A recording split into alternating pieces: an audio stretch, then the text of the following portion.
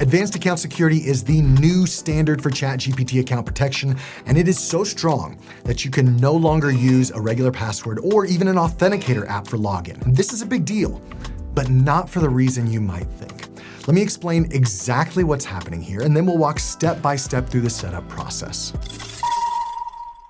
This video is sponsored by Yubico, which is partnered with OpenAI on a package of security keys I'll share in a moment. It is crazy to think that ChatGPT has over 900 million weekly active users around the world. And no matter what your feelings are on AI, this technology is changing the world and how you and I interact with computers on a daily basis. The challenge is that your ChatGPT account is no longer just this fun chatbot.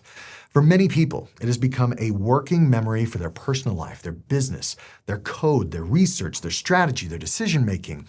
If that account gets compromised, an attacker may gain access not only to past conversations, but also to the context, the files, the projects, the integrations, and the workflows that are connected to that account. Up until recently, OpenAI gave us the basic tools for account security, things like a strong password alongside multi-factor authentication like SMS text or an authenticator app. In the world of online security, these are good options, but they're not the strongest available protection, and that is where advanced account security comes in. At the end of April 2026, OpenAI announced this new security program, and the reason why this is such a big deal is because it goes beyond just multi-factor or two-factor authentication.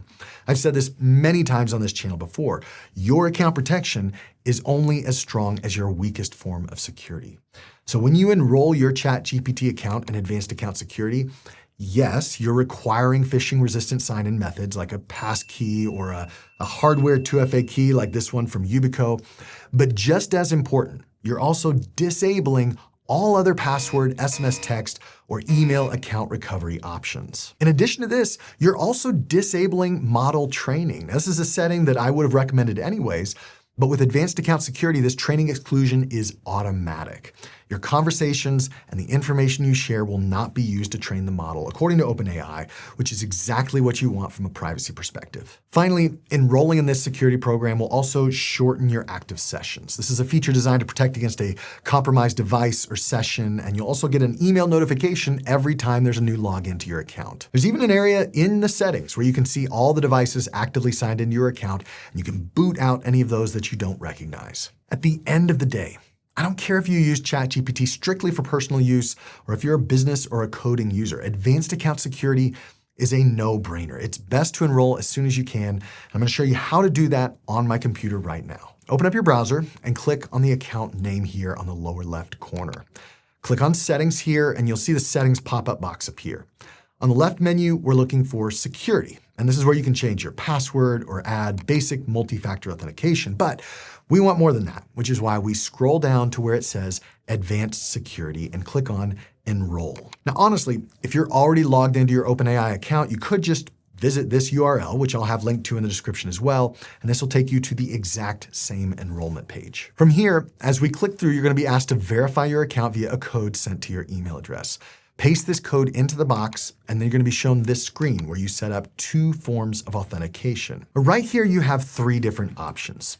You could create a passkey on your device, and you might have to start here if you don't have a physical security key. But if you already have a Yubico security key that you're using for your email, your financial accounts, or your other online accounts, well done.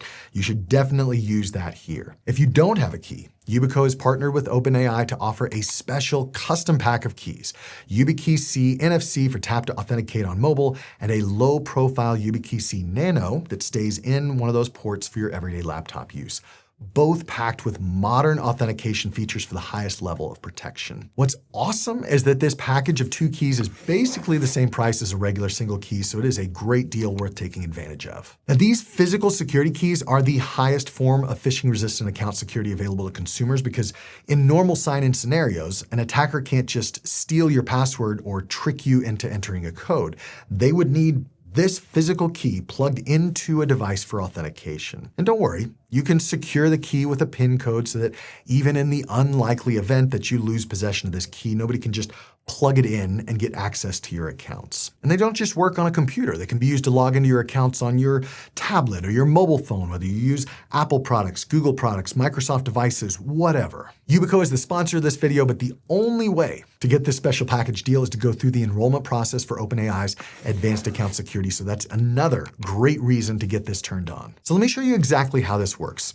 If I click Setup here and then click Security Key, I'm going to be asked to plug in my key. And when I do this, since I've already set up a PIN code with my key, which you have to do separately through the Yubico app, I'm going to be asked to input that PIN, and then I'll put my finger on the key to verify. That's it. Now my first key is enrolled, and I'll go through that same process with my second key. I'll plug in the key, click to register the key, input my PIN, and then tap to verify. With 2 keys now registered, I can continue the enrollment process by downloading recovery keys. Now, I get a lot of people who ask me, what if I lose my security keys? First of all, I recommend you keep one of these keys in a safe place as a backup. But second, even if you lose a YubiKey, that's exactly why these recovery keys exist. You can download this as a file, you can print it out and keep it in a safe, or just copy and paste it into a password manager vault.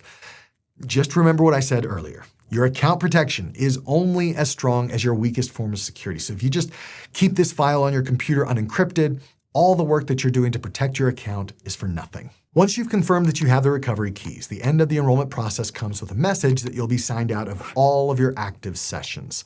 This just means that you'll need to use your YubiKey or passkey to log in again on all of your other devices, including your mobile phone. So I'll show you how this looks on my iPhone.